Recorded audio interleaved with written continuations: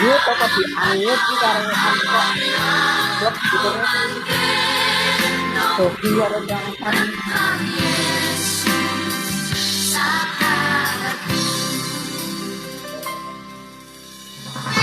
Ini nek join meeting Zoom pernyataannya Abel kok omong sampai tak ya. Terus unmute itu.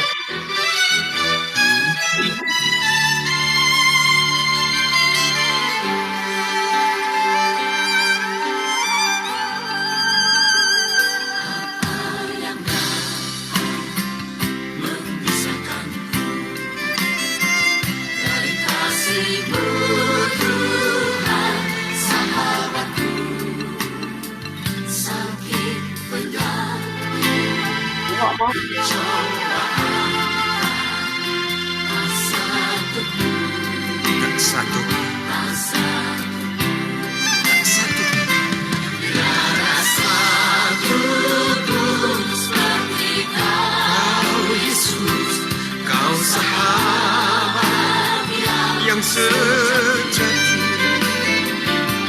dalam bahaya kau menggendongku, Engkau Yesus sahabatku. Tiada satu pun seperti kau Yesus, kau sahabat yang sejati.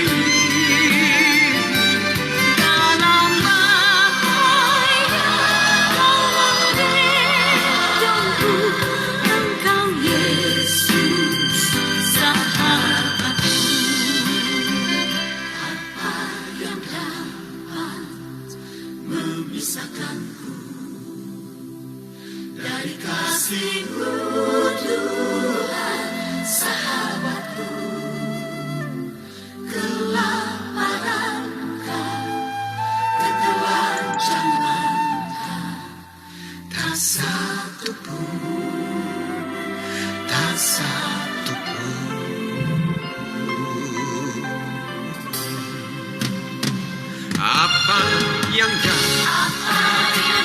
memisahkanku dari kasih-Mu, Tuhan sahabatku? Aniayakah, penderitaankan, tak satu apa yang dapat memisahkanku dari kasih-Mu, Tuhan sahabatku. Aniayakah, penderitaankan, tak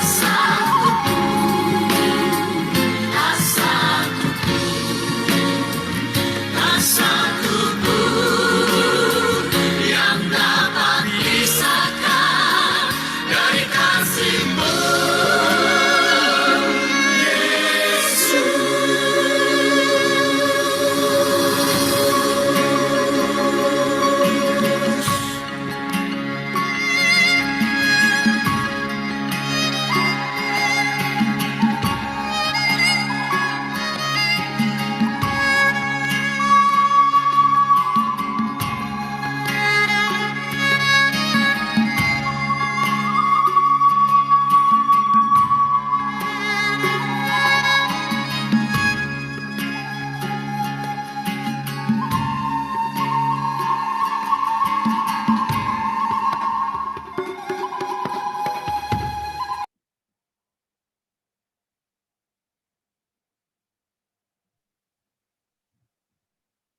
Ya, selamat malam semua Bapak Ibu dan semua saudara yang dikasihi oleh Tuhan. Selamat datang di ibadah penghiburan pada malam hari ini. Atas berpulangnya saudara kita Aloysius Amando berpulang ke rumah Bapa Surgawi. Kiranya ibadah kita pada malam ini sungguh-sungguh boleh menguatkan ya, khususnya kedua orang tua, juga saudara dari Aldo, dan juga semua keluarga besar yang ditinggalkan. Kita akan memulai ibadah kita pada malam ini. Saya menyerahkan kepada Ibu Pendeta Adriana Soai untuk memimpin kita saat ini. Silakan. Baiklah, shalom, salam sejahtera untuk kita semua. Kita akan segera memulai ibadah penghiburan pada malam hari ini. Namun sebelumnya saya memberi kesempatan kepada Papa dan Mama Aldo, mungkin ada sepatah kata yang hendak disampaikan. Kami persilakan. Selamat malam, saudara-saudara semua. Minta tolong untuk didoakan Aldo supaya di sana dia sudah damai, tenang di sisi Tuhan dan tidak merasa sakit lagi. Dan amin. Ya. Baik. Terima kasih, Bu.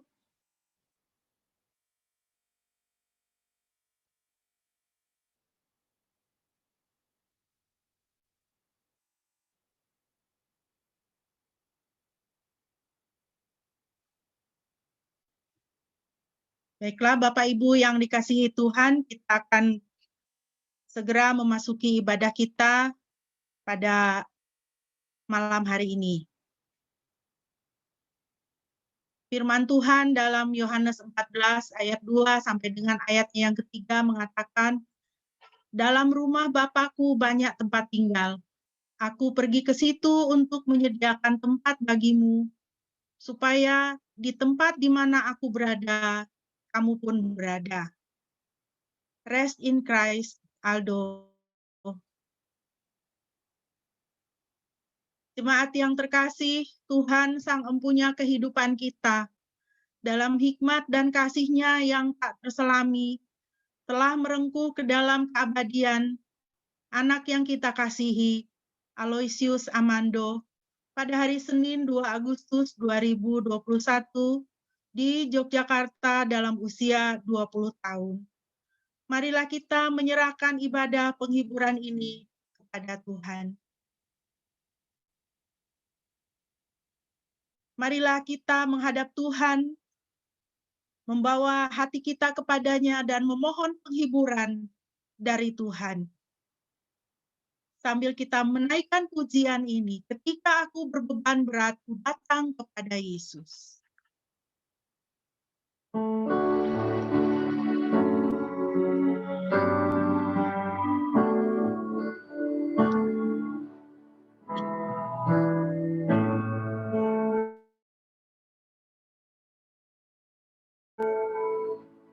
Ketika aku berbeban berat, ku datang kepada Yesus. Dia berikan damai dan sukacita, sejahtera dalam hatiku. Ketika aku berputus asa, ku datang kepada Yesus. Dia bebaskanku dan lepaskanku. Ini aku jadi baru. Yesus, Yesus, Tuhan, mulia namamu. Ku tinggikan, ku agungkan namamu selama-lamanya. Yesus Tuhan. Yesus, Yesus, Tuhan, mulia namamu. Ku tinggikan, ku agungkan namamu selama-lamanya.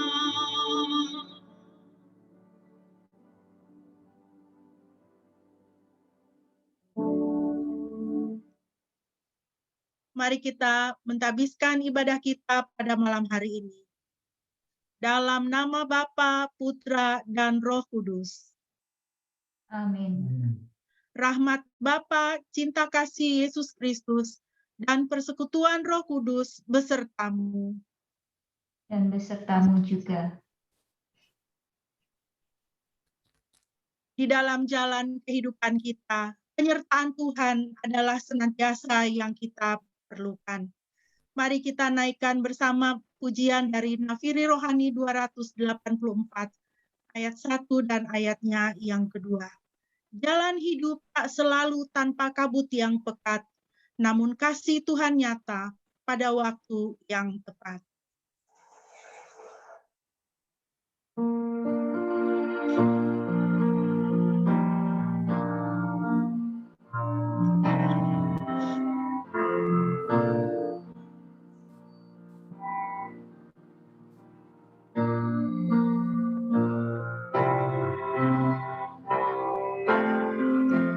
Jalan hidup tak selalu tanpa kabut yang pekat, namun kasih Tuhan nyata pada waktu yang tepat. Mungkin langit tak terlihat oleh awan yang tebal, di atasnya lembah musuh langit kasih Tuhanmu. Habis hujan ombak lagi, bagai janji yang teguh, di balik menanti hari kasih Tuhanmu.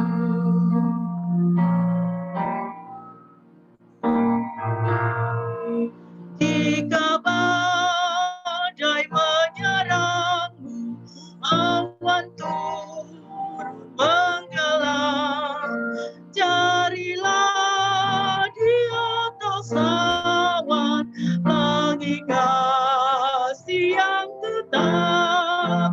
Lihatlah warna-warninya, lambang cinta yang besar. Tuhan sudah beri janjinya, jangan lagi kau gentar. Habis hujan ombak lagi, bagai janji yang teguh, di balik engkau menanti langit kasih.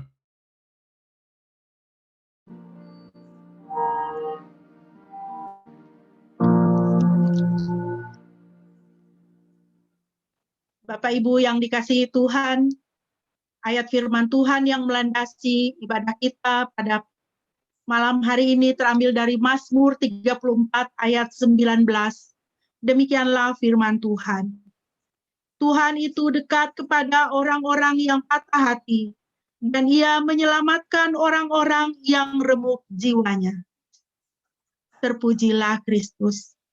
Bapak Ibu, di dalam kita menjalani masa kedukaan kita, marilah kita mengarahkan hati kita kepada Tuhan. Karena firman Tuhan mengatakan bahwa Tuhan itu dekat kepada orang-orang yang patah hati.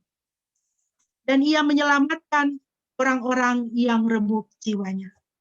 Saat-saat seperti ini adalah saat di mana Tuhan dekat kepada setiap kita, anak-anaknya.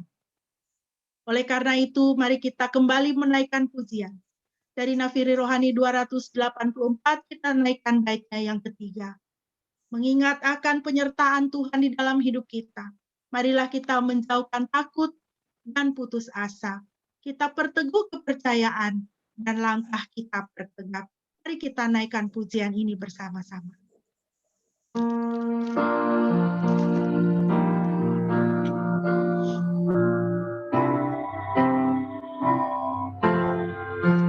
Jauhkan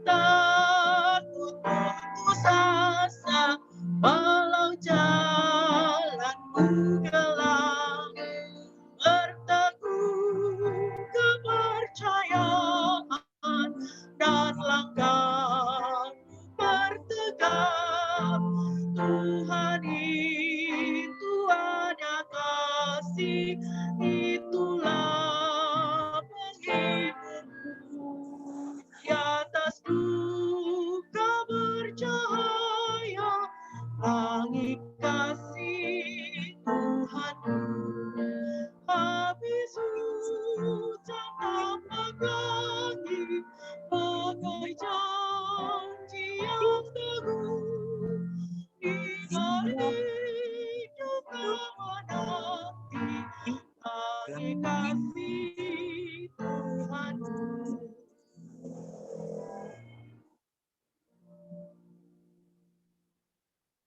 Doa dan perenungan firman Tuhan akan disampaikan oleh hambanya Bapak Pendeta Cornelius Yanturi. Kami persilakan.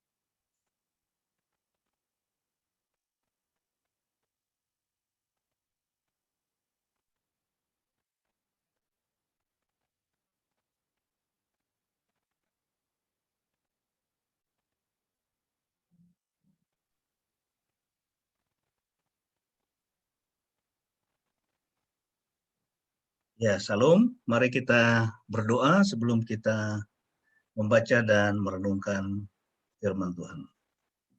Mari kita berdoa.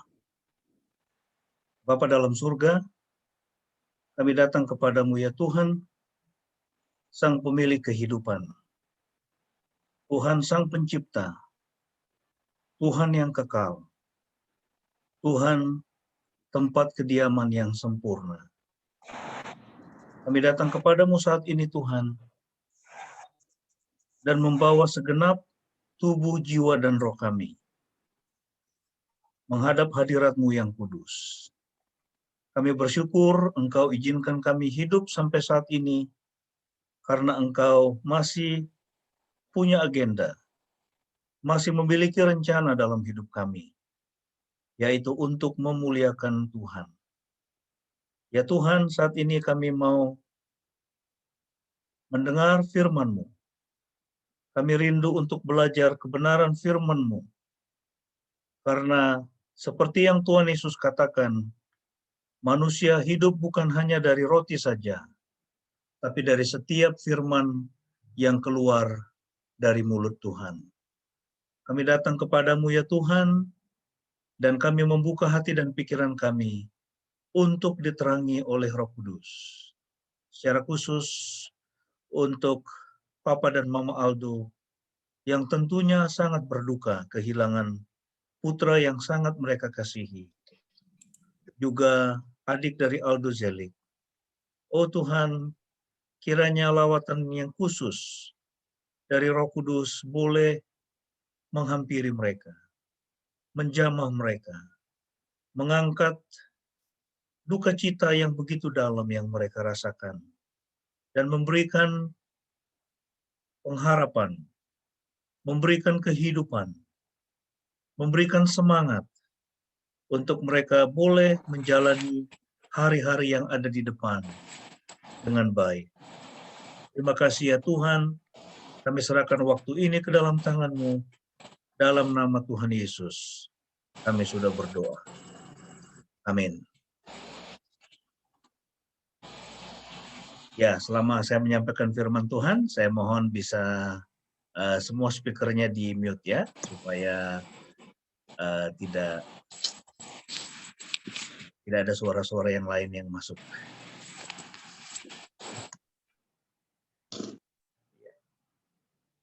Terima kasih.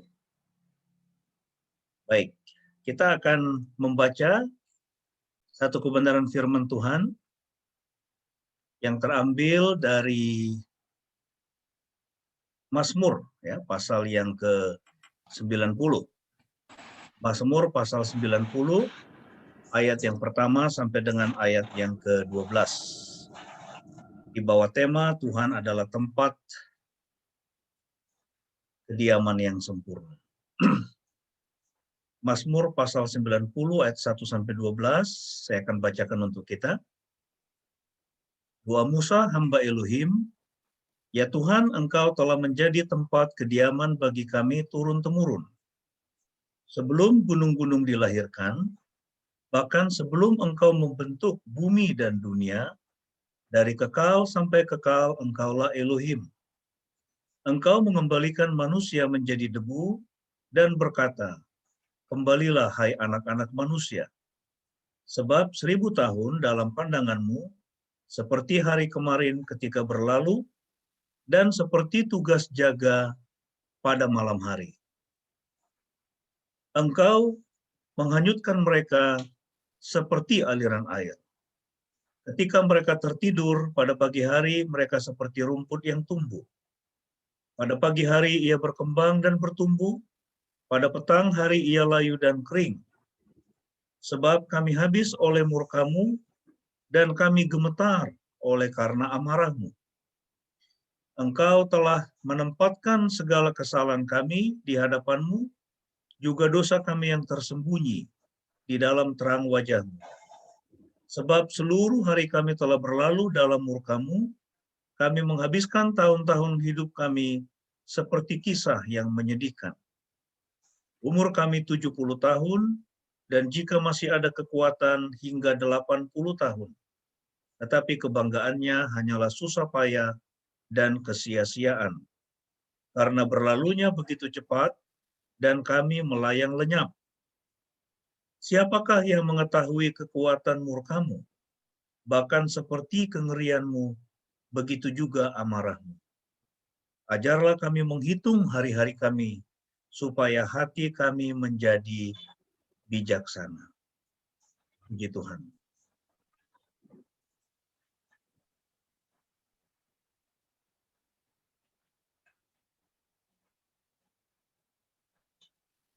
Malam ini topik firman Tuhan adalah Tuhan tempat kediaman yang sempurna. Dan tadi kita sudah membaca Mazmur pasal 90 ayat 12. Dan kalau kita melihat di dalam Mazmur ini, ya, Mazmur ini digubah, ya, atau ditulis oleh Musa. Ya, siapakah Musa? Kita semua tahu. Musa adalah salah satu nabi, ya, nabi terbesar dalam sejarah Israel yang memimpin, ya, 2 juta lebih orang Israel keluar dari perbudakan di Mesir dan mengembara selama 40 tahun di padang gurun. Ya, dan Mazmur pasal 90 ini itu adalah salah satu Mazmur yang paling tua, ya, yang bisa kita temukan di dalam kitab Mazmur. Ditulis oleh Musa ketika dia memimpin bangsa Israel di padang gurun, ya, di padang gurun. Ya, jadi itu mereka hidup secara nomaden, mereka hidup berpindah-pindah. Ya, setiap waktu mereka pindah dari satu tempat ke tempat yang lain, ya, dan harus mempack, ya, atau mereka harus mengemas, ya, harus membereskan itu tenda-tendanya, juga ternaknya, lalu mereka pindah ke tempat lain, sampai kemudian setelah 40 tahun, mereka ada di padang gurun, ya, akhirnya Tuhan izinkan mereka masuk ke tanah perjanjian, ya, dipimpin oleh Yosua, dan menduduki tanah perjanjian itu, ya, seperti yang Tuhan janjikan kepada nenek moyang mereka. Nah, jadi kita bisa melihat bahwa Musa ini adalah seorang pemimpin yang menghadapi situasi yang sangat sulit. Ya, jadi situasi yang dihadapi oleh Musa ini sangat-sangat sulit. Ya, sangat-sangat berat. Oleh karena apa? Dia adalah seorang pemimpin, ya. Dia adalah seorang pemimpin dari satu bangsa yang tidak memiliki teritorial yang tetap, batas-batas yang tetap. Ya, mereka tinggal di kemah-kemah. Ya, mereka tidak punya tanah milik mereka sendiri. Ya, mereka tidak punya kediaman, ya, milik mereka sendiri secara fisik yang ada di bumi ini. Nah, sebetulnya saudara, yang ditulis oleh Musa ini juga menggambarkan kehidupan kita. Ya, mengapa? Karena sesungguhnya bumi ini, ya, dunia ini itu bukan rumah kita. Ya, Tuhan Yesus mengatakan kewarganegaraanmu bukan di bumi ini. Ya, tapi kewarganegaraanmu itu ada di surga. Ya, dan kita ini hanya pengembara, sama seperti bangsa Israel. 40 tahun mereka mengembara di padang gurun, seperti itu juga kita ini semua adalah pengembara. Ya, karena bumi ini bukan rumah kita. Ya, dunia ini bukan rumah kita. dunia materi, dunia fisik, ya, di mana kita tinggal saat ini, itu bukanlah rumah kita. Nah, ada itu beberapa poin yang bisa kita pelajari dari Mazmur 90 ini. Yang pertama itu adalah, ya tadi tema dari firman Tuhan, Tuhan adalah tempat kediaman yang sempurna. Nah, sekarang pertanyaannya, bagaimana Tuhan bisa menjadi tempat kediaman yang sempurna? Ya, apa yang menjadi landasan kita bisa melihat Tuhan itu sebagai tempat kediaman, sebagai rumah yang sempurna? Ya, ini semua kita punya rumah kan? Ya, dan rumah itu adalah tempat di mana kita merasa aman, ya kita bisa beristirahat, kita bisa melakukan apa saja yang kita suka di dalam rumah kita. Ya, tetapi ini seperti yang tadi saya sudah sampaikan bahwa bumi ini bukanlah rumah kita, ya. Bumi ini bukanlah tempat kediaman kita, tetapi Tuhan.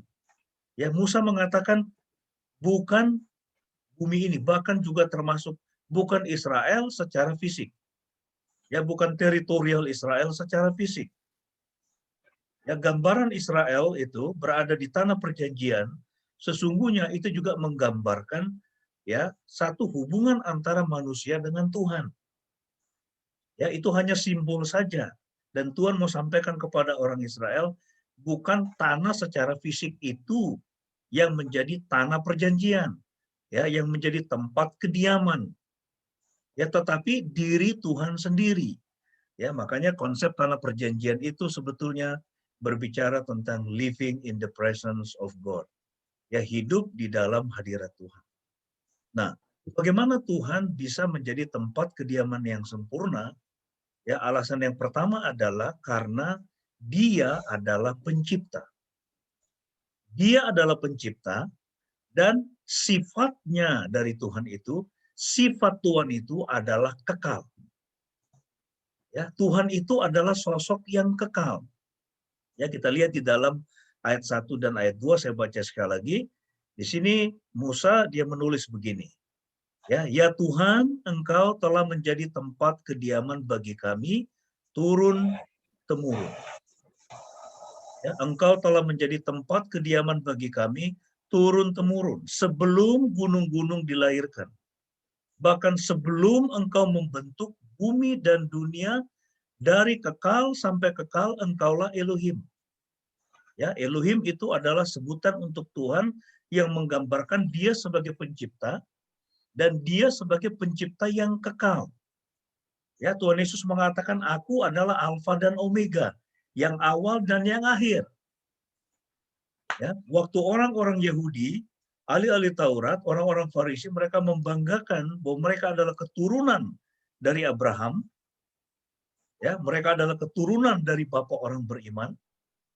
Ya, lalu kemudian mereka melecehkan Yesus. Lalu Yesus berkata apa kepada mereka? Ya, ingat orang Israel, sebelum Abraham ada, aku sudah ada. Wah, mereka itu sangat tersinggung sekali. Ya, mereka menjadi marah dan berusaha untuk melempari Yesus. Mereka mengatakan, usiamu belum 40 tahun. Bagaimana mungkin?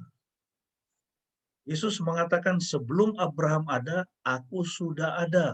Karena Yesus itu adalah Yahweh yang datang dalam wujud manusia. Datang ke dalam dunia ini. Sebelum Abraham ada, sebelum dunia ini diciptakan, Dia sudah ada karena Dia adalah pribadi kedua dari Trinitas. Dia adalah Tuhan sendiri. Dia adalah kekal. Tuhan kita itu adalah Tuhan yang kekal. Ya, dunia ini akan berlalu, saudara. Bumi ini akan berlalu. Ya, pengharapan kita bukan pada dunia ini. Ya, semua tubuh kita ini semua akan menjadi lapuk. Dan satu waktu semua kita akan mati. Ya, tetapi Tuhan, Musa mengatakan, Tuhan adalah tempat kediaman yang sempurna. Ketika kita meninggalkan dunia ini, kemana kita akan pergi? Kita akan pergi ke tempat kediaman yang sempurna, yaitu kepada Tuhan sendiri. Ya, di dalam Pengkhotbah pasal 12 ayat yang ke-7, ya di situ pengkhotbah dia mengatakan, debu kembali menjadi debu. Roh kembali kepada Tuhan yang mengaruniakannya. Debu kembali menjadi debu, roh kembali kepada Tuhan. Ya, ketika itu anak kita, adik kita, yaitu saudara kita, cucu kita, Aldo, dia dipanggil oleh Tuhan. Tubuhnya menjadi tanah. Ya, tubuhnya menjadi tanah, tetapi rohnya kembali kepada Tuhan yang menciptakannya. Rohnya pergi, itu kembali kepada Tuhan dengan membawa cermin dari jiwanya. Apa itu jiwa, pikiran, perasaan, keinginan? Yang membentuk kita menjadi seperti adanya kita. Sehingga di kekekalan pun kita akan mengenal diri kita dengan sempurna di kekekalan. Ya, nah jadi Tuhan adalah tempat kediaman yang sempurna karena Dia adalah pencipta yang kekal. Itu poin yang pertama, saudara. Yang kedua, ya, yang kedua intinya di sini adalah ayat yang ketiga sampai ayat yang keenam. Bahwa pendidikan, maaf ini ada yang perlu mematikan ininya ya, supaya suaranya tidak masuk.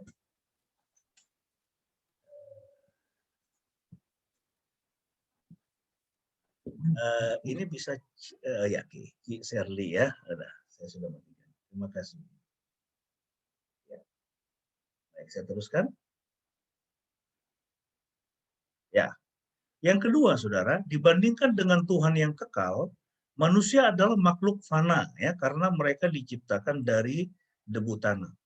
Jadi ayat yang pertama dan ayat yang kedua di situ, Musa dia mengatakan Tuhan itu adalah pencipta. Tuhan itu adalah kekal. Dan karena dia adalah pencipta, dia adalah kekal. Artinya apa? Dia tidak berawal dan tidak berakhir. Dia ada untuk selama-lamanya. Ya, dia tidak dibatasi oleh waktu kronos, urutan waktu. Ya, dia tidak dibatasi oleh waktu lalu, waktu sekarang dan waktu yang akan datang. Ya, dia ada di atas waktu. Karena dia yang menciptakan waktu. Dan dia melihat waktu itu secara bersamaan. Ya, waktu lalu, waktu kini, dan waktu yang akan datang. Dia memandangnya secara bersamaan. Dia tidak dibatasi oleh itu. Ya, bahkan dia sendiri yang menciptakan waktu. Ketika dia menciptakan bumi ini, dia menciptakan jagat raya ini, baru kemudian waktu itu ada. Waktu itu diciptakan oleh dia, tapi dia tidak dibatasi oleh waktu. Dia tidak pernah menjadi tua. Roh itu tidak pernah menjadi tua. Itulah sebabnya Tuhan Yesus mengatakan, rohlah yang memberi hidup. Daging sama sekali tidak berguna. Ya. Anak kita Aldo, rohnya kembali kepada Tuhan yang memberikan kehidupan. Dia sudah bersama dengan Tuhan. Ya, dia sudah bersama dengan Tuhan. Ada satu ungkapan dari seorang hamba Tuhan. Dia mengatakan begini. Ketika aku lahir, katanya, aku menangis, mereka semua tertawa. Ketika aku dilahirkan ke dalam dunia ini, aku menangis. Kenapa? Karena aku masuk ke dalam dunia yang berdosa. Dunia yang sudah jatuh ke dalam dosa, dunia yang penuh dengan penderitaan, penuh dengan kesakitan. Aku menangis. Tapi mereka semua tertawa. Tapi ketika aku meninggalkan dunia ini, aku tertawa. Mereka semua menangis. Kita semua sedih. Saya juga baru tanggal 15 Juli yang lalu, itu memakamkan ayah saya juga meninggal karena COVID. Bulan Mei, ya, istri saya baru memakamkan ibu yang sangat dia kasihi. Ya, itu karena sakit ya, sejak tahun lalu sudah sakit, lalu meninggal dan sekitar bulan Mei itu dimakamkan. Kita akan ya kehilangan orang-orang yang kita kasihi. Tapi ketika mereka meninggalkan dunia ini, mereka meninggalkan dunia ini dengan tertawa. Kita semua menangis. Mazmur 390 ayat 3-6. Ya, pemazmur mengatakan begini. Engkau mengembalikan manusia menjadi debu dan berkata, kembalilah hai anak-anak manusia. Ya, karena kita ini debu kan. Ya, kita ini debu. Tuhan katakan kepada Adam dan Hawa, engkau debu dan engkau akan kembali menjadi debu. Ya, kembalilah hai anak manusia, sebab 1000 tahun dalam pandanganmu seperti hari kemarin ketika berlalu, dan seperti tugas jaga pada malam hari. Engkau menghanyutkan mereka seperti aliran air. Ketika mereka tertidur, pada pagi hari mereka seperti rumput yang tumbuh. Pada pagi hari ia berkembang dan bertumbuh. Pada petang hari ia layu dan kering. Ya, jadi kalau kita lihat ayat 3-6 di situ, manusia digambarkan sebagai apa? Dia digambarkan sebagai debu. Ya, dia digambarkan seperti apa? Tugas jaga pada malam hari. Ya, manusia juga digambarkan seperti rumput. Ya, rumput yang tumbuh, pagi hari berkembang, petang hari layu dan kering. Itulah gambaran kita. Ya, itulah gambaran dari manusia. Kita ini debu, engkau debu, kata Tuhan. Engkau akan kembali menjadi debu. Ya, nah jadi kita lihat di sini, itu Musa, dia mengkontraskan antara Tuhan yang kekal dengan manusia yang fana. Kita semua ini adalah makhluk yang fana. Apakah itu 1 tahun? Apakah itu 20 tahun?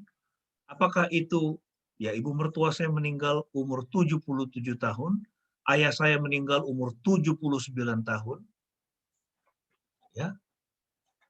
Berapa lama kita mau hidup di dalam dunia ini? Apakah itu 100 tahun? Kalau ada yang bisa hidup sampai 120 tahun. Dibandingkan dengan kekekalan, itu tidak ada apa-apanya, saudara. Ya, itu tidak ada apa-apanya. Ya. Nah, seperti itulah manusia. Ya, kita ini debu, kita ini adalah makhluk yang fana, tetapi sekali lagi Tuhan mengaruniakan rohnya ketika dia menciptakan Adam. Dia membentuknya, sudah terbentuk tapi belum ada kehidupan. Tuhan menghembuskan nafas hidup. Tuhan memberikan rohnya, sehingga terciptalah roh manusia kita.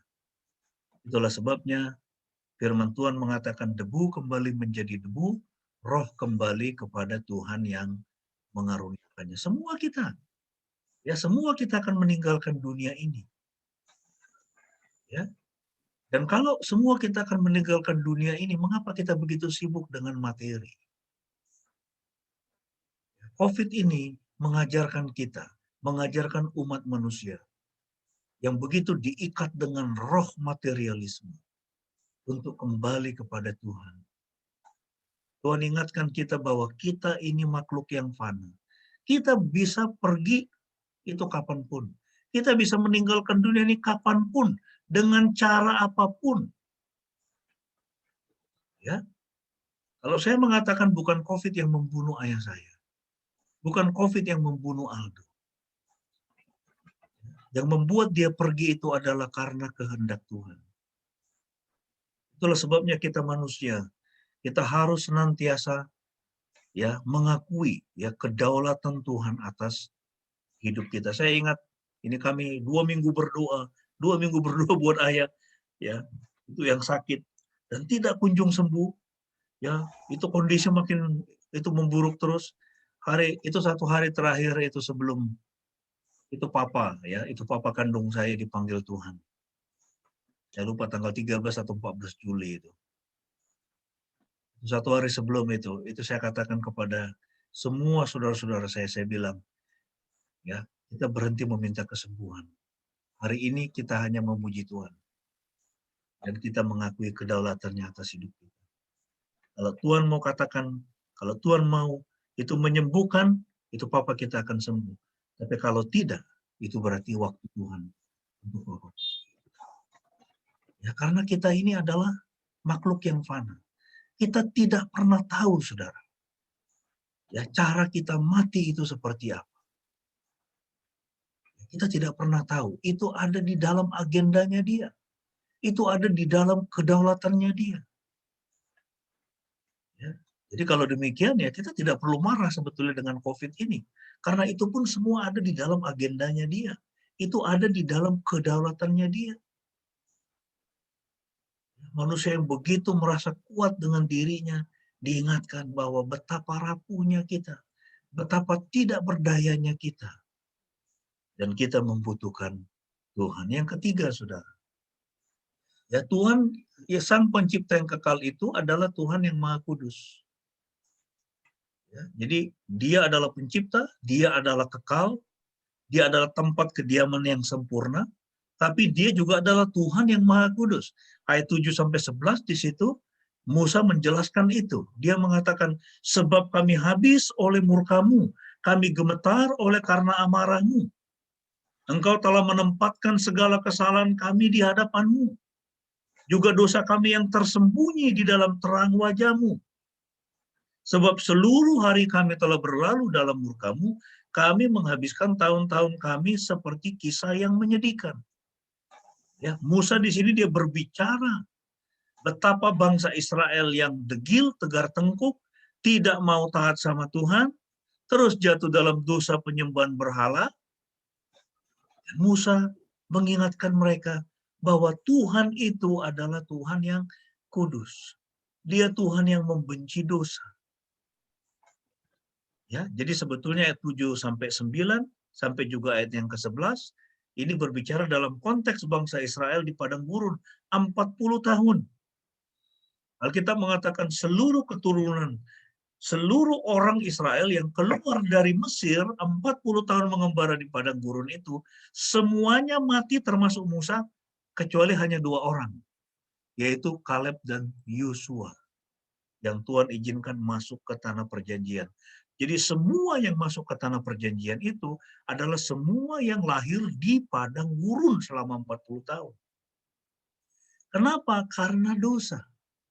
Karena ketidaktaatan. Ya, Tuhan Sang Pencipta adalah Tuhan yang Maha Kudus. Itulah sebabnya ayat 10-11, Musa di situ dia mengatakan, umur kami 70 tahun dan jika masih ada kekuatan hingga 80 tahun, tetapi kebanggaannya hanyalah susah payah dan kesia-siaan karena berlalunya begitu cepat dan kami melayang lenyap. Siapakah yang mengetahui kekuatan murkamu? Bahkan seperti kengerianmu, begitu juga amarahmu. Ya, ini sering sekali orang, ya itu ada pengkhotbah menggunakan ayat ini, lalu mengatakan, ya manusia itu umurnya 70-80 tahun. Dan isinya adalah susah payah dan kesia-siaan. Isinya adalah itu penderitaan. Ya, enggak juga. Ya, enggak juga. Ya, saya percaya bahwa Tuhan Yesus ketika mati di atas kayu salib, dia juga menebus hidup kita di dalam dunia ini. Hidup kita selama di dunia ini. Dunia ini pun bisa menjadi surga ketika kita bisa, atau ketika kita hidup berkenan di hadapan Tuhan. Kita dengar-dengaran firman Tuhan. Tapi dunia ini bisa seperti neraka, saudara. Kalau kita tidak taat sama Tuhan. Jadi dalam konteks itulah Musa dia mengatakan Tuhan itu Maha Kudus. Dia tidak bisa menolerir dosa. Dan orang Israel menjalani hidupnya dengan kesia-siaan, dengan susah payah. Ya, selama 70-80 tahun mereka hidup. Itu kenapa? Ya, itu kenapa mereka begitu lama 40 tahun mengembara di padang gurun. Sebetulnya mereka bisa dalam 1-2 bulan sampai di tanah perjanjian. Kenapa Tuhan buat mereka berputar-putar, hidup mereka begitu sulit? Karena mereka tidak taat sama Tuhan. Mereka tidak dengar-dengaran kepada Tuhan. Tuhan itu Maha Kudus. Dia kekal, dia Maha Kudus. Dan dia tidak bisa menolerir dosa. Dan karena itu kita pun harus hidup di dalam kekudusan. Poin yang keempat, saudara. Ya, karena masa hidupnya sangat singkat, oleh karena itu manusia perlu memohon kepada Tuhan agar diberikan hati yang bijaksana. Ya, umur kita katanya 70-80 tahun. Itu setelah itu 70-80 tahun aja pun, ya itu sudah penuh dengan sakit penyakit itu kan. Ya, ini makin lama makin rapuh. Ini saya sudah lebih dari setengah abad, saya juga udah mulai merasa ada gangguan sana sini, yaitu atas tubuh saya. Mulai ada terus. Dan saya tahu ini akan terus. Ya, ini karena daging saya ini, tubuh saya ini memang ya makin lama makin lapuk dan itu satu waktu saya akan pergi meninggalkan dunia ini juga. Nggak tahu kapan. Nah, karena itu, Musa dia menaikkan doa kepada Tuhan. Dia menaikkan kepada Tuhan on behalf of Israelites. Ya, untuk bangsa Israel. Dia minta kepada Tuhan, ajarilah kami menghitung hari-hari kami supaya hati kami menjadi bijaksana. Ya. Nah, saudara, ini sebetulnya dalam hidup kita ini bukan soal berapa lama kita hidup. Bukan soal berapa lama. Tuhan Yesus itu kan cuma 33 tahun kan. Umur 30 dia mulai melayani, umur 30 dia mulai melayani selama 3,5 tahun, kira-kira 3,5 tahun, ya, itu dia mati, dia bangkit, menyelesaikan karyanya, karya keselamatan, lalu naik ke surga. Enggak tua juga. Nah, bukan soal berapa lama kita hidup, tapi bagaimana kita menjalani hidup kita. Ada orang yang dia hidup cukup tua, tapi sebetulnya dia tidak bermanfaat dalam tanda kutip bagi kerajaan Tuhan. Bukan soal berapa lama kita hidup, tapi apa yang sudah kita lakukan. Bagaimana kita menjalani hidup ini. Apakah kita menjalani hidup ini dengan hati yang bijaksana. Bagaimana caranya? Yaitu ketika kita selalu ingat dengan Tuhan. Ya, ingat dengan Tuhan. Ingat bahwa kita ini adalah sosok yang fana. Ingat bahwa satu waktu kita akan menghadap Tuhan. Ingat bahwa dunia ini bukanlah pengharapan kita. Ya. Ini saya punya teman juga, yaitu beberapa hari sebelum itu itu beberapa hari setelah ayah saya meninggal. Ya, ibunya juga meninggal di rumah sakit yang sama di Jakarta, Ukrida. Ya, ini selama berapa bulan dia bergumul. Ya, ini karena mamanya ada konflik itu dengan adiknya. Konflik soal hutang piutang. Mamanya sudah 81 tahun. Masih banyak berpikir soal apa? Uang. Ya. Jadi ada konflik sampai itu harus dibawa ke pengadilan. Saya bilang kepada teman saya, ya, itu mamimu itu sudah 81 tahun, saya bilang. Harusnya dia tidak lagi berpikir soal itu. Dia harus berpikir soal kekekalan. Dia harus mulai berpikir tentang hal-hal rohani. Ya, ini semakin kita menjadi tua, saudara, kita pelan-pelan harus mulai melepaskan ini. Ya, benda-benda materi ini, benda-benda fisik ini. Itu kenapa? Tidak satu pun kita bawa. Tidak satu pun kita bawa. Semua akan kita tinggalkan, saudara. Yang Tuhan lihat itu apa? Hati kita. Apakah kita sudah menjalani hidup kita dalam dunia ini dengan hati yang bijaksana?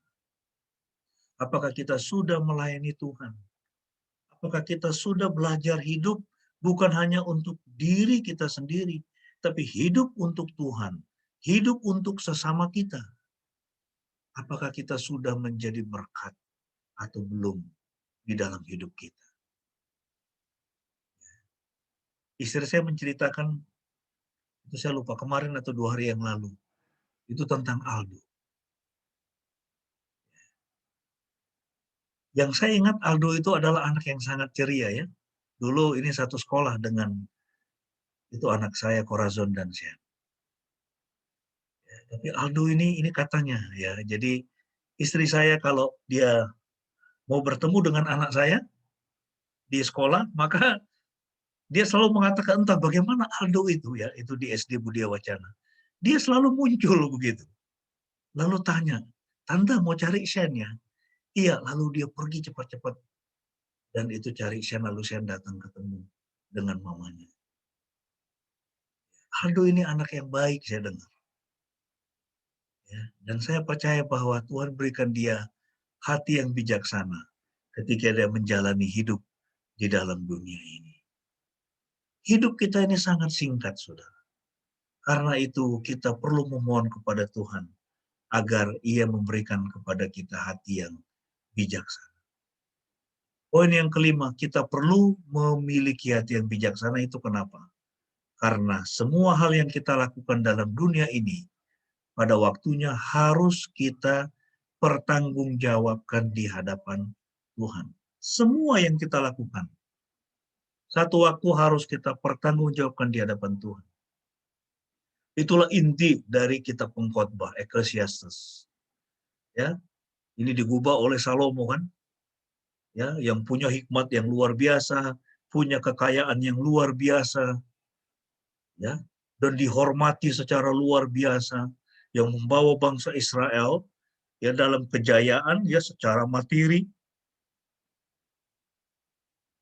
Namun di akhir itu kalau kita melihat di dalam Pengkhotbah, mulai pasal pertama terus itu, ya dia banyak berbicara tentang apa? Kesia-siaan dia katakan. Punya istri banyak sia-sia, punya kekayaan yang banyak sia-sia, punya hikmat yang luar biasa semua sia-sia. Semua sia-sia kalau apa? Kalau tidak dilandasi dengan takut akan Tuhan. Dan memang Salomo di akhir-akhir hidupnya, dia jatuh ke dalam dosa penyembahan berhala. Dia hidup tidak takut akan Tuhan. Sehingga kitab Pengkhotbah itu adalah kitab pertobatan dari Raja Salomo. Dan dia menulis, dia katakan, akhir kata dari segala yang didengar. Hormatlah akan Elohim dan peliharalah perintah-perintahnya. Karena inilah kewajiban bagi setiap orang. Hormat kepada Tuhan. Pelihara perintah-perintahnya. Apa perintah Tuhan? Yesus mengatakan, kasihilah Tuhan dengan segenap hatimu, dengan segenap jiwamu, dengan segenap akal budimu, dengan segenap kekuatanmu. Itulah hukum yang pertama dan yang utama. Dan hukum yang kedua yang sama dengan itu ialah, kasihilah sesamamu manusia seperti kau mengasihi dirimu sendiri. Tuhan Yesus, dia merangkum ke-10 hukum Taurat menjadi hukum kasih. Kasihilah Tuhan, kasihi sesamamu, kasihi dirimu sendiri. Ya, kasih dirimu sendiri. Berbuat baiklah kepada dirimu. Hormatilah dirimu, jagalah dirimu sama seperti engkau menghormati Tuhan, mengasihi Tuhan, menghormati dan mengasihi sesama. Inilah kewajiban bagi setiap orang, sebab Elohim akan membawa setiap perbuatan ke dalam penghakiman, segala sesuatu yang tersembunyi, apakah itu baik atau jahat. Poin yang terakhir, saudara. Poin yang ke-6 dari renungan kita malam ini adalah, meskipun semua perbuatan kita harus kita pertanggungjawabkan di hadapan Tuhan. Ya, ingat, ini Salomo dia berbicara dalam konteks perjanjian lama. Ya, orang Israel masih mempersembahkan domba, lembu, ya, darahnya dicurahkan untuk penebusan dosa. Ya, Tuhan Yesus belum datang, juru selamat belum datang. Anak domba Tuhan itu belum datang. Jadi meskipun semua perbuatan kita harus kita pertanggungjawabkan di hadapan Tuhan, namun pengampunan dosa, keselamatan dan hidup kekal itu adalah pasti bagi setiap orang yang sudah ada di dalam Tuhan Yesus Kristus. Ketika kita sudah ada di dalam Yesus, maka keselamatan kita itu adalah pasti dijamin oleh Tuhan. Alkitab mengatakan, Efesus pasal 2, kamu diselamatkan itu karena anugerah Tuhan. Ya, bukan karena perbuatan, karena anugerahnya kamu diselamatkan. Itu bukan hasil usahamu, tapi pemberian Tuhan. Karena itu, jangan ada seorang pun yang memegahkan diri. Yesus sudah mati untuk kita. Yesus sudah mati untuk Aldo. Di mana dia sekarang? Dia ada di surga. Dia bersama dengan Tuhan. Di dunia orang mati, tapi itu adalah surga. Karena Yesus ada di situ. Yesus adalah Tuhan di situ. Dia adalah penguasa di situ. Ada satu ilustrasi ya. Ini saya mau tampilkan sedikit gambar. Ini waktu saya menikah. dengan istri saya di Jogja. Sebetulnya kami menikah di Kupang, ya pemberkatan juga ada resepsi, tapi kita bikin resepsi kecil, hanya sekitar 50-60 orang. Ya, itu tahun 97. Dan waktu itu ini keponakan saya ya yang ada di sini. Ya, dia sudah pulang ke rumah bapak juga, hadir waktu itu. Ya, ini keponakan saya dari anak ya, dari kakaknya mama. Nah, kalau Anda lihat di sini dia bawa itu 3 anaknya. Ya, di sini ada 3 anaknya. Ini saya kurang tahu yang paling kanan baju biru siapa. Tapi saya mau meng-highlight ini. Ya, yang paling kiri itu namanya Radot. Ya, ini namanya Radot. Dia sudah meninggal. Ya, dia dulu sekolah di SMA Bokri ya, yang di belakang UKDW. Ya, ini namanya Radot, kelas 2 SMA. Jadi dia meninggal itu kenapa? Karena kecelakaan. Jadi ceritanya dia bolos. Dia nggak masuk sekolah, dia pergi, itu saya lupa, ke Kaliurang atau ke Jalan Kaliurang. Tapi waktu dia turun dengan motornya, ya itu di depannya itu ada truk.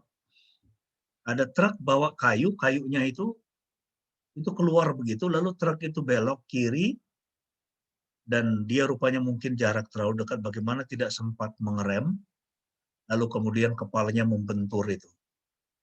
Ya, itu kayu itu, sehingga dia mengalami koma.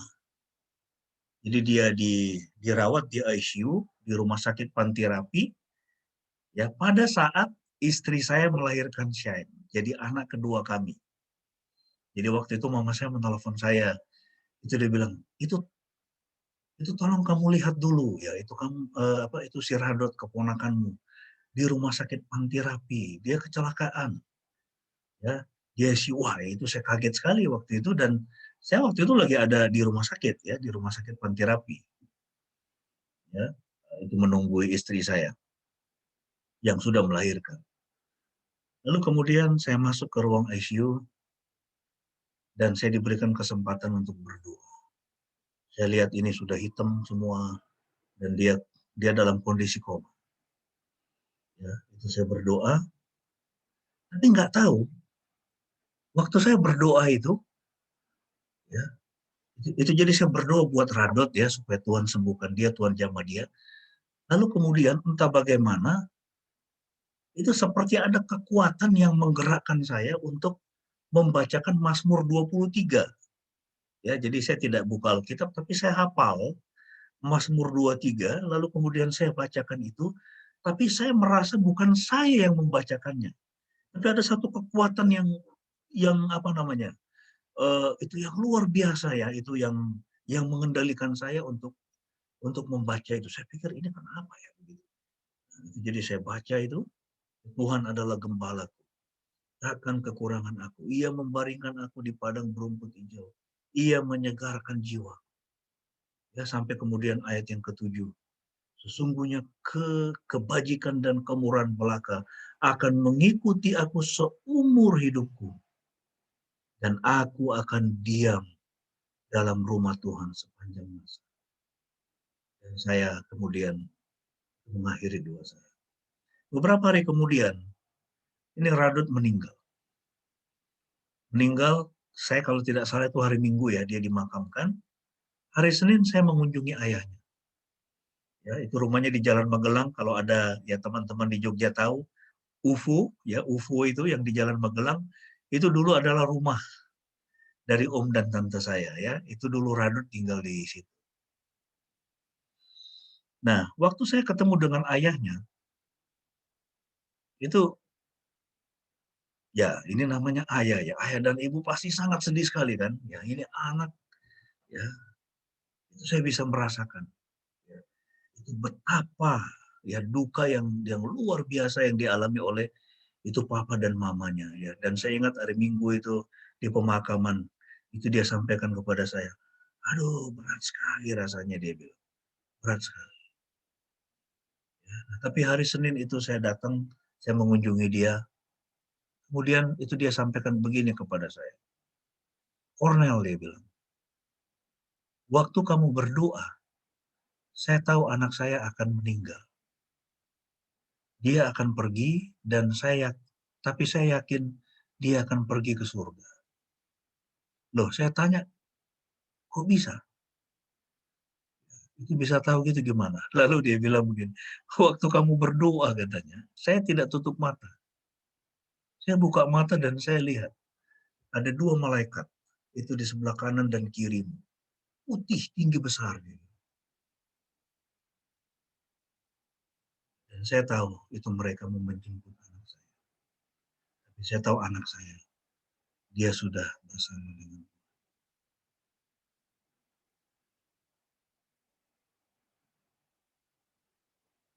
Rasul Paulus mengatakan, hidup adalah Kristus, mati adalah keuntungan.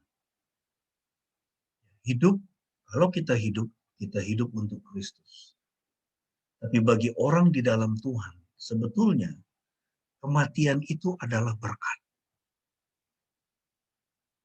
Orang di dalam Tuhan akan melihat kematian itu sebagai berkat. Rasul Paulus mengatakan begitu, mati adalah keuntungan. Itu kenapa?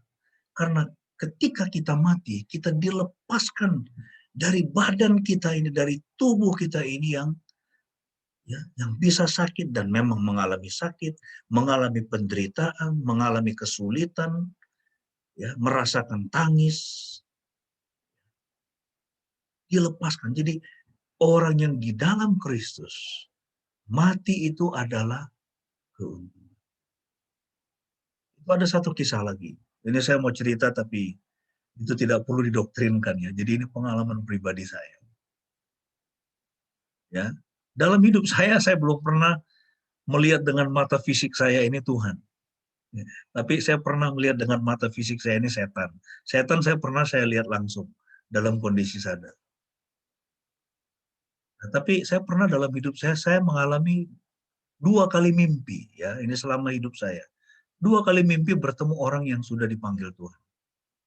Yang pertama adalah bapak mertua saya, dan yang kedua itu adalah Bapak Yakobus Heri ya. Beliau ini adalah hamba Tuhan, ya pembina PMK Teknik UGM, tapi juga ketua majelis di gereja kami di Gekindo Jogja. Jadi saya ingat saya bermimpi. Dan saya tahu itu mimpi bukan sembarang mimpi ya. Jadi mimpi bisa hanya sebagai bunga tidur, Saudara. Tapi mimpi itu bisa juga itu kita alami ya, di mana Tuhan mengizinkan kita untuk berhubungan dengan dunia yang lain, dunia roh. Itulah sebabnya sering sekali Tuhan itu berbicara dalam mimpi, bukan? Kepada Daniel Tuhan bicara dalam mimpi, bahkan kepada orang kafir, kepada Firaun Tuhan berbicara dalam mimpi. Kepada Nebukadnezar Tuhan bicara dalam mimpi. Ya, waktu kita letih, yang letih itu hanya apa? Letih itu hanya tubuh kita dan jiwa kita, pikiran, perasaan, keinginan kita bisa merasa letih, merasa capek. Tapi roh kita enggak.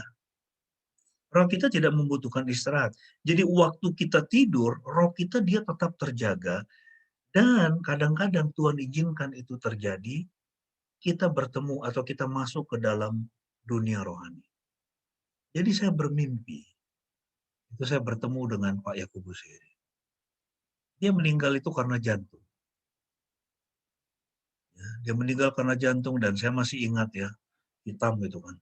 Dia begitu ini ya, jadi pompa-pompa begitu hitam tapi dalam mimpi saya melihat dia sudah sehat, dia segar, dia bercahaya.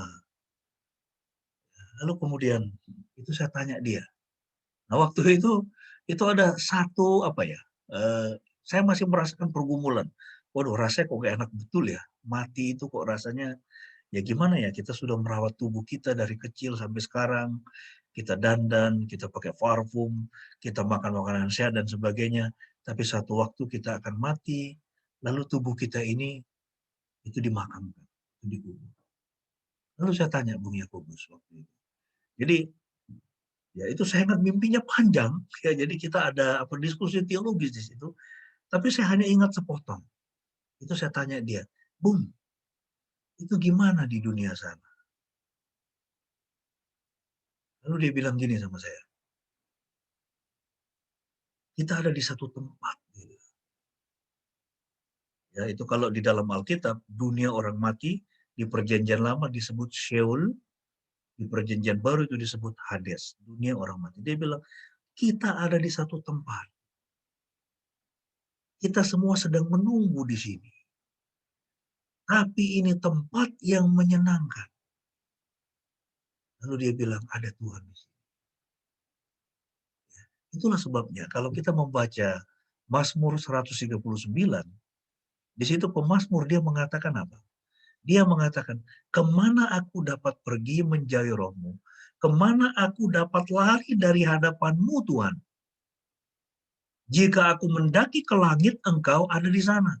Jika aku menaruh tempat tidurku di dunia orang mati sekalipun, engkau ada di sana. Di mana Aldo sekarang? Dia ada bersama Tuhan. Dan dia bisa melihat Tuhan lebih jelas daripada kita. Karena dia sekarang sudah di alam. Ketika aku dilahirkan ke dalam dunia ini, aku menangis. Mereka semua tertawa. Ketika aku meninggalkan dunia ini, mereka semua menangis. Kita semua berduka. Papa mamanya berduka luar biasa. Adiknya berduka luar biasa kepergian. Ini semua keluarga besar Aldo berduka luar biasa. Tapi firman Tuhan kalau kita lihat di sini, Aldo dia tertawa. Aku tertawa karena aku melihat Yesus.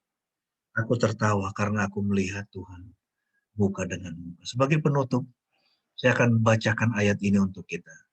Sebab tidak ada seorang pun di antara kita yang hidup untuk dirinya sendiri. Dan tidak ada seorang pun yang mati untuk dirinya sendiri. Sebab jika kita hidup untuk Tuhan. Dan jika kita mati untuk Tuhan. Jadi baik hidup atau mati, kita adalah milik Tuhan.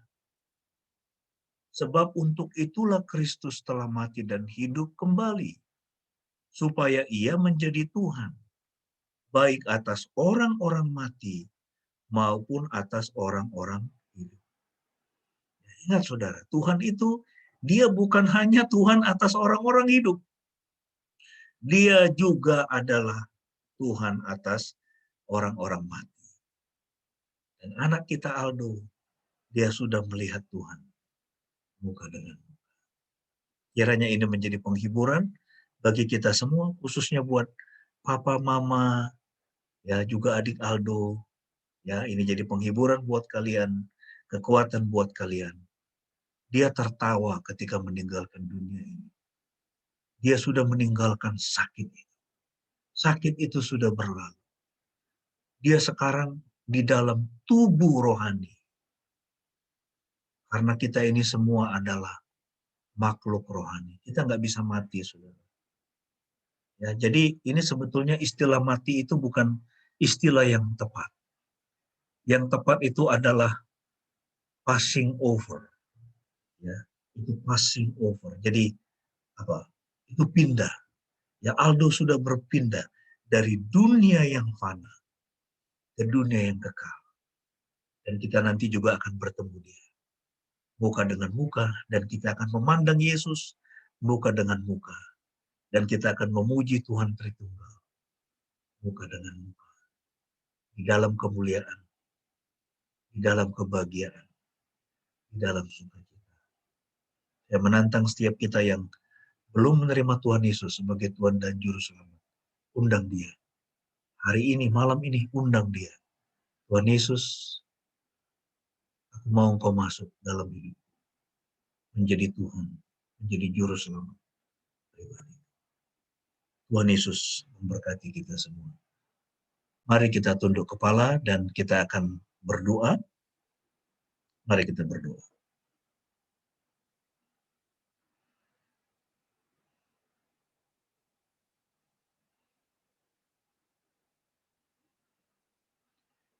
Ya Tuhan, kami datang kepadamu saat ini.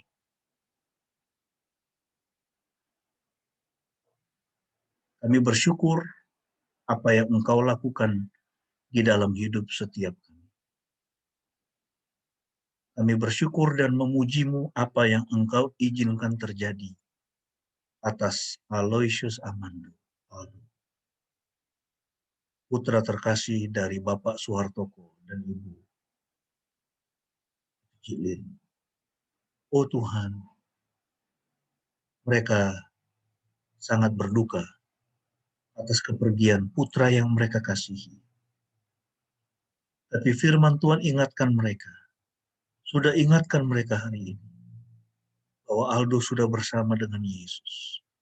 Tempatnya jauh lebih menyenangkan, lebih indah daripada kami yang masih hidup di dalam dunia fisik ini. Ya Tuhan, hiburkanlah keluarga ini, juga semua keluarga besar. Opa omaknya, om tantenya, semua sepupu-sepupu dari Aldo. Tuhan, Engkau hiburkanlah mereka. Berikan semangat yang baru. Berikan kekuatan yang baru. Berikan pengharapan yang baru. Tetap memandang kepada Yesus. Karena hidup mati kami ada di dalam tangan-Mu. Tuhan Yesus, Engkau sendiri yang mengatakan, siapakah yang karena kekhawatirannya dapat menambah sehasta saja pada jalan hidupnya. Kami tidak berkuasa menentukan berapa lama kami akan hidup. Dengan cara bagaimana kami akan mati. Kapan kami akan mati, kami tidak tahu Tuhan. Itu adalah rahasia. Itu ada di dalam kedaulatan-Mu Tuhan. Karena itu kami menundukkan pikiran kami kepada Tuhan, Sang Pencipta yang memiliki kehidupan. Hiburkanlah keluarga besar Aldo, ya Tuhan. Dan saat ini Tuhan, kami juga mau berdoa untuk Pak Handoyo, yang istri juga sudah dipanggil oleh Tuhan, Ibu Anna Maria Sri Handayani, yang juga Tuhan sudah panggil tanggal 28 Juli 2021 yang lalu. Kami berdoa buat Pak Handoyo dan semua anggota keluarga yang juga sedang berduka. Roh Kudus, Roh Penghibur, kiranya hadir dalam hidupnya, hadir dalam hatinya, dan menghiburkan Pak Handoyo dan semua keluarga besar. Terima kasih Tuhan Yesus. Hiburkan kami semua, kuatkan kami semua, dan biarlah sukacita dari surga boleh memenuhi hati kami pada malam ini. Seperti Tuhan Yesus yang mengatakan, damai sejahtera ku berikan kepadamu, damai sejahtera ku tinggalkan bagimu, dan apa yang kuberikan tidak seperti yang diberikan oleh dunia. Karena itu janganlah gelisah dan gentar hatimu. Terima kasih Tuhan. Roh Kudus, saat ini kami mengundang-Mu Tuhan hadir. Melalui ibadah Zoom ini hadir dan menjamah setiap hati yang sedang berduka. Setiap hati yang merasa pahit. Oh Tuhan, angkat, berikanlah pengharapan. Berikanlah semangat yang baru. Berikanlah kekuatan yang baru. Kami memuji Engkau Tuhan, karena Engkau Tuhan yang berdaulat atas hidup setiap kami. Dalam nama Tuhan Yesus, kami berdoa. Haleluya. Amin. Tuhan Yesus memberkati kita semua. Saya serahkan kepada Ibu Pendeta Adriana untuk meneruskan ibadah kita.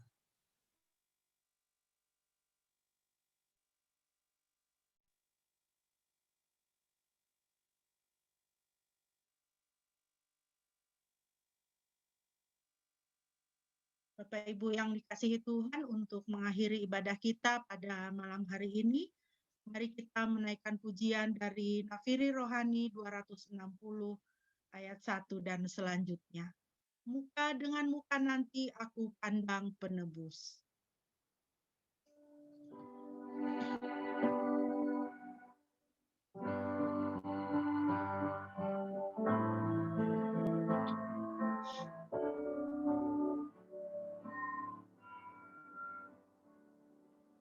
Muka dengan muka nanti aku pandang penebus. Sukacitaku berlimpah, Yesus mati bagiku.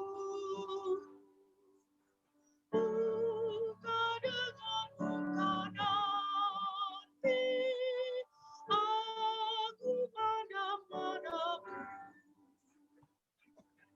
Di dalam kemuliaannya, Yesus tampak olehku.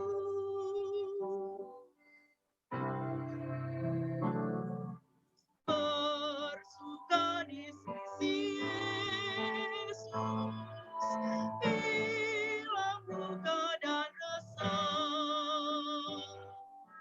Jalan bengkok diluruskan, yang gelap jadi terang. Muka dengan muka nanti aku pandang penebus. Di dalam kemuliaannya, Yesus tampak olehku.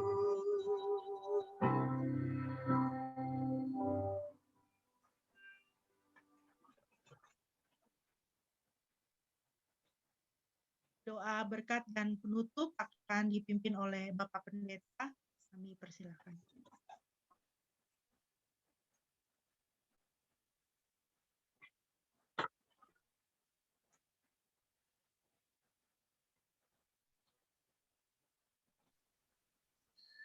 Jemaat yang dikasihi oleh Tuhan, mari kita mengarahkan hati kita kepada Tuhan untuk menerima berkat-Nya. Yahweh memberkati engkau dan memelihara engkau. Yahweh membuat wajah-Nya bersinar atasmu dan memberi engkau anugerah. Yahweh mengarahkan wajah-Nya kepadamu dan memberi engkau damai sejahtera. Kita nyanyikan Bapa terima kasih. Bapa terima kasih. Bapa terima kasih. Bapa di dalam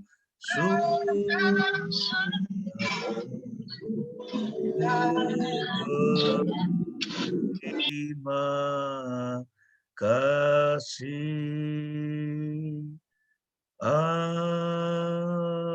Amin. Mari kita masuk dalam saat teduh sejenak.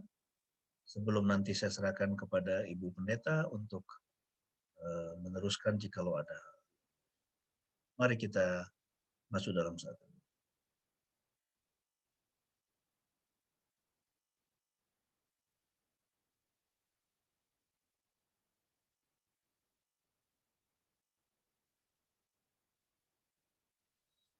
Amin. Tuhan Yesus memberkati kita semua. Saya persilakan Ibu Pendeta.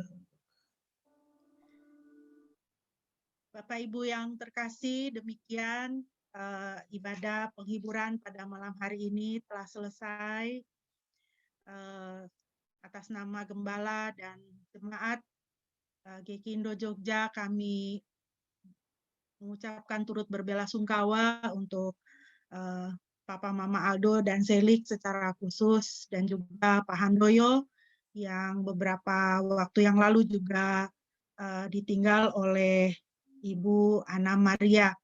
Kiranya Tuhan menjadi penghiburan dan kekuatan untuk Bapak Ibu dan seluruh keluarga besar. Bapak Ibu, berikut saya mempersilakan dari pihak keluarga maupun sahabat yang ingin memberikan kata-kata penghiburan untuk Papa Mama Aldo dan Selik, juga untuk Pak Handoyo, kami persilahkan.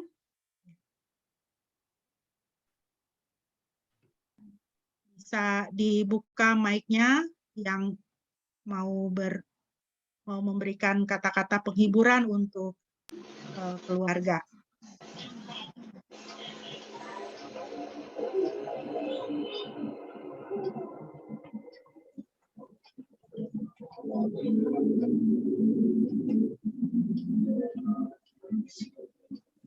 Ya, selamat malam, Bapak-Bapak, Ibu sekalian.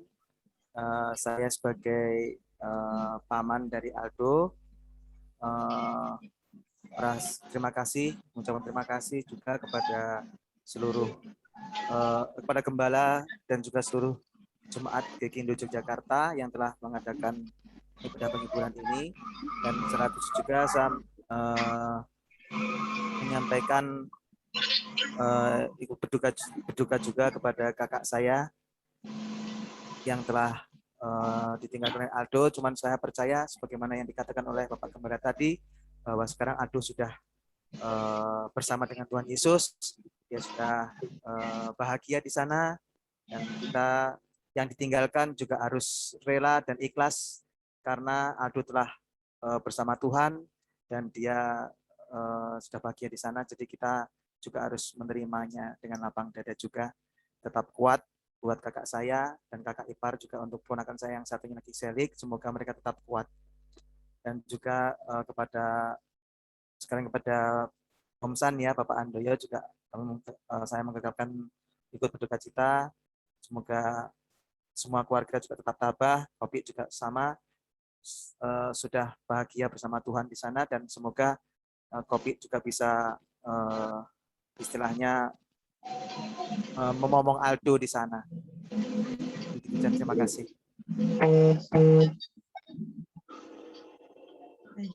Terima kasih Pak Hin. Ya, mungkin ada selanjutnya ada Bapak Ibu, saya persilakan yang ingin memberikan penghiburan dan kata-kata penguatan untuk keluarga yang sedang berduka. Kita dibuka saja mic-nya.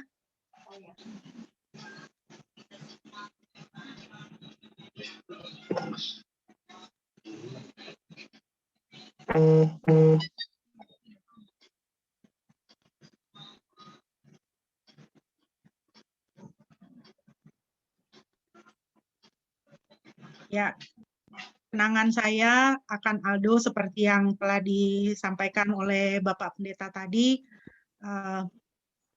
ya karena Aldo adalah teman SD anak saya, Shine, jadi dan setiap kali kalau saya ke sekolah, ke SD, mau ada keperluan untuk bertemu dengan guru atau ya ada keperluan sekolah seperti itu, ya pasti begitu saya muncul, pasti Aldo langsung muncul gitu, langsung tanya, "Tante cari Shine ya?" "Iya," saya bilang gitu aja. "Saya carikan ya," katanya, pasti dia begitu, terus langsung dia lari cari Shine gitu. Tiap kali ya seperti itu, tiap kali saya ke sekolah pasti disapa terlebih dahulu dengan Aldo. Ya, untuk Mama Aldo ya Mah ya, kita sudah tidak menggenggam anak kita lagi ya Mah ya. Tapi Tuhan Yesus sudah memegang tangannya, kita menggenggam dia dalam hati kita ya Mah ya. Tuhan Yesus kuatkan selalu, Tuhan hiburkan juga untuk Papa Aldo, juga untuk Selik. Tuhan Yesus hiburkan dan menguatkan keluarga. Nah, terima kasih. Mungkin dari pihak keluarga, ya saya persilakan. Boleh aku bicara? Ya, silakan. Iya, saya adik dari Bapak Pendeta Melius, sudah dengar mengenai kondisinya Aldo dari Mbak Metan, karena kita selalu bareng ibadah setiap hari Minggu. Kami mengikuti bagaimana keluarga sudah mengusahakan kesembuhan buat Aldo, dan kita tahu bahwa Tuhan Yesus lebih menyayangi Aldo, dan sekarang Aldo sudah senang bersama dengan Bapa di sorga. Kami turut berduka cita buat Papa Mama Aldo, juga buat adik Aldo, dan keluarga besar, Pak Him, dan juga Oma, Opa Aldo. Kiranya Tuhan Yesus yang memberikan kekuatan dan menghibur di hari-hari mendatang. Kita tetap teguh bahwa semua ini Tuhan yang punya rencana buat anak kita Aldo. Juga buat Pak Handoyo, kami juga turut berduka cita Pak atas kepergian dari Ibu. Tuhan menguatkan Pak Handoyo sekeluarga.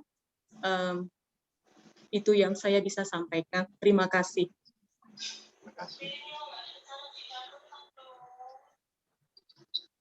Ya, saya mau mengucapkan untuk kakak saya, Cici, go home and sit.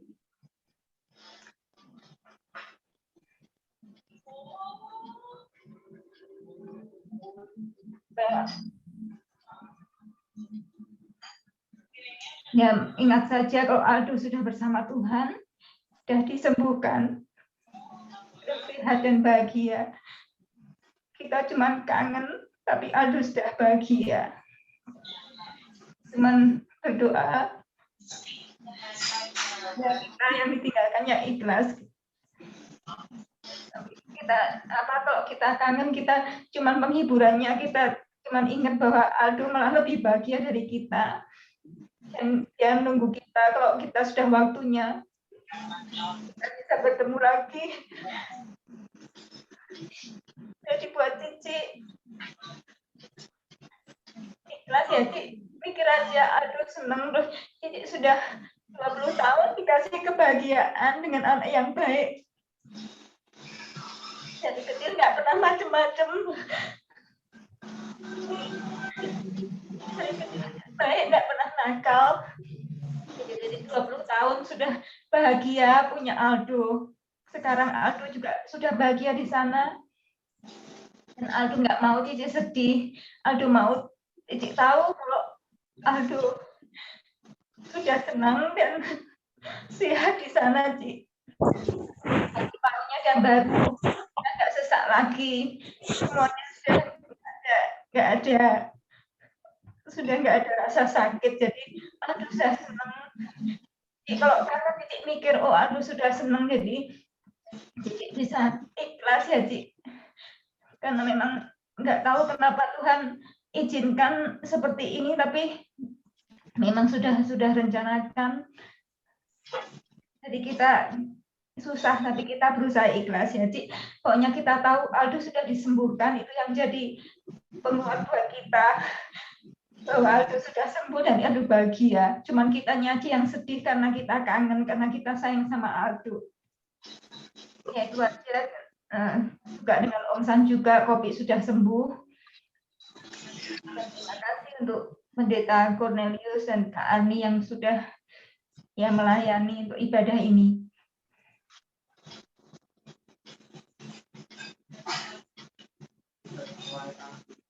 Sama-sama Bu Fenty, terima kasih. Jika masih ada yang hendak memberikan kata-kata penguatan untuk keluarga, kami persilakan.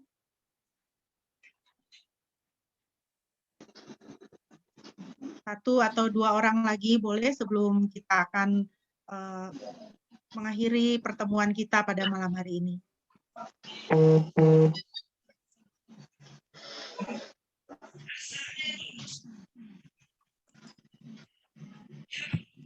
Saya, Ibu, minta izin.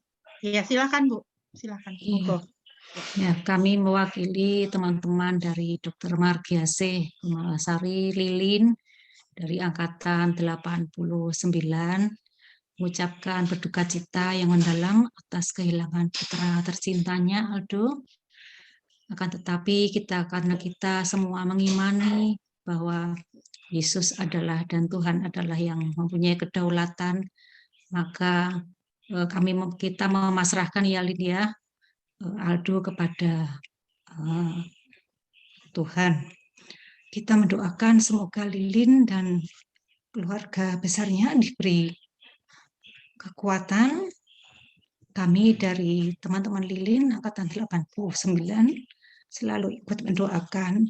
Di sini juga ada Nantio, ada Maria, ada Dr. Jenggo dari Papua, ada Dr. Hani, ada juga Dr. Wahyu, semua dan teman-teman semua yang ikut mendoakan dari rumah, semuanya mendoakan untuk kesehatan keluarga Lilin dan keluarga besar juga Pak Handoyo tadi ya, yang istrinya juga sudah dipanggil Tuhan. Kita berdoa semoga semuanya bisa melewati masa-masa ini, semuanya demi keagungan Tuhan. Terima kasih Ibu, kami kembalikan waktunya. Baik, Ibu, terima kasih. Jika masih ada, mungkin saya masih memberikan kesempatan.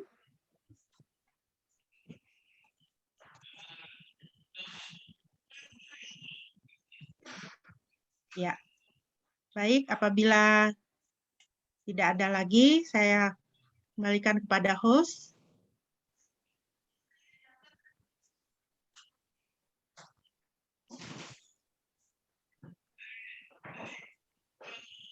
Ada Bapak Pendeta. Ya, baik.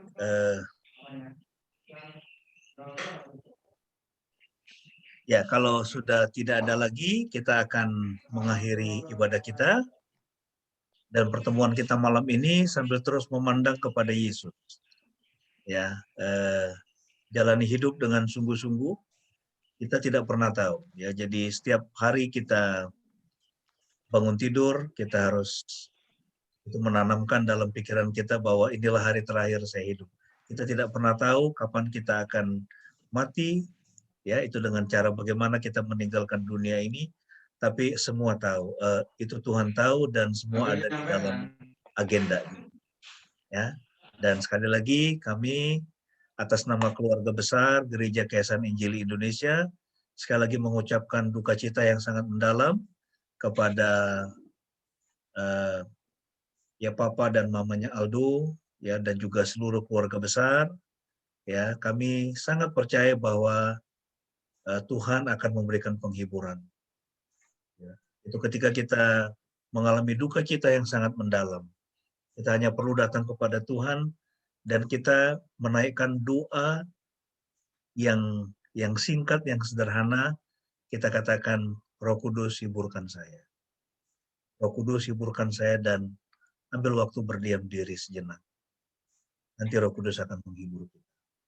Dan kita harus selalu simpan di dalam memori kita, ya, di dalam pemikiran kita, di dalam benak kita ini bahwa Tuhan itu baik.